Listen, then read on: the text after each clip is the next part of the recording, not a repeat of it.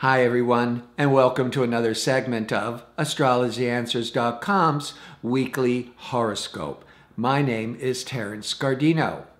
Well, we've finally come to the last week of 2015, and what a ride this year has been.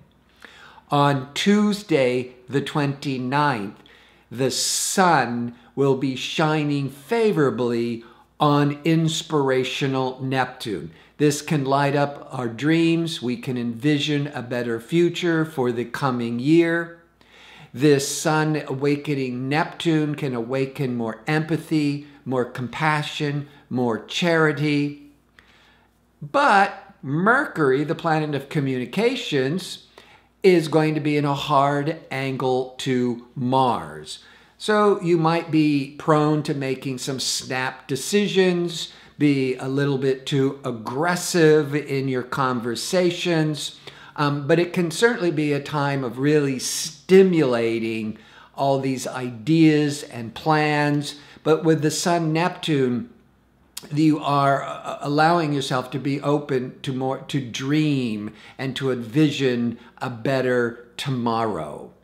On Wednesday, the 30th, the Venus, social, pleasure-seeking, creative Venus, leaves intense Scorpio that had been in for nearly a month and moves in outgoing, friendly, social Sagittarius, just in time before the New Year's Eve celebration. So it kind of lifts the mood, as Sagittarius is more optimistic, more outgoing, more adventurous. You might even start thinking about that you want to travel with that, pleasure travel with that Venus entering into Sagittarius. But on New Year's Eve, on December 31st, the moon that sets the tone for the emotions is going to be in Virgo. But Virgo is very favorable with the sun in Capricorn. It keeps us grounded, keeps us sensible. Good thing on New Year's Eve. The moon will also that day be crossing Jupiter, because Jupiter is also in Virgo. Perfect evening for a party. That Jupiter to the moon, to our emotion, it brings more optimism, more joy. And the moon will also be very favorable with communication Mercury, because Mercury will be in Capricorn. So the moon with Mercury is, we're able to communicate our feelings better and more comfortably with each other.